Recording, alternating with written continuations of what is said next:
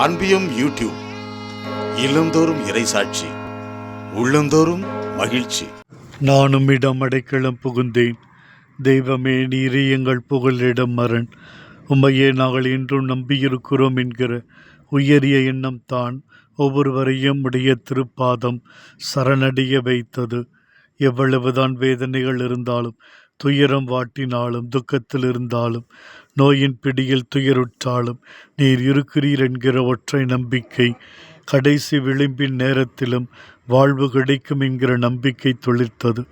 12 ஆண்டுகளாய் இரத்தப்போக்கினால் வாடிய பெண்மணி மருத்துவர் பலரிடம் சென்றாலும், உடைமைகள் எல்லாம் விற்றாலும் கிடைக்காத சுகம், நல்வாழ்வு அவளுமிடம் அடைக்கல புகுந்தவுடன் கிடைத்தது. உமது ஆடையின் விளிம்பிற்கும் கூட சுகம் கொடுக்கும் வல்லமை உண்டு என்று அவள் விசுவசித்த விதம், தீற்று என்று சமூகத்தால் ஒதுக்கப்பட்ட போதும் சமூக சமய கட்டளைகள் தீட்டுப்பட்டவர்கள் மீது கடுமையாயிருந்தாலும் கூட தான் யார் என்று வெளியில் தெரிந்தால் என்ன நடக்கும், என்னென்ன கொடுமைகள் இருக்கும் என்பதை அறிந்திருந்தும் தைரியமாய் வெளியில் வந்தாரே, துணிவுடன் உம் பின்னால் நின்றாரே.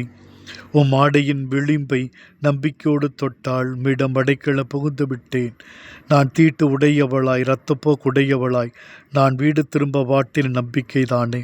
ஆண்டவரும் நாங்களே மிடம் அடைக்கல புகுகிறோம், எங்களை காத்தருளும் சுவாமி. இந்த அன்பியம் யூடியூப் சேனலை நீங்கள் ஷேர் பண்ணுங்க, சப்ஸ்கிரைப் பண்ணுங்க, லைக் பண்ணுங்க.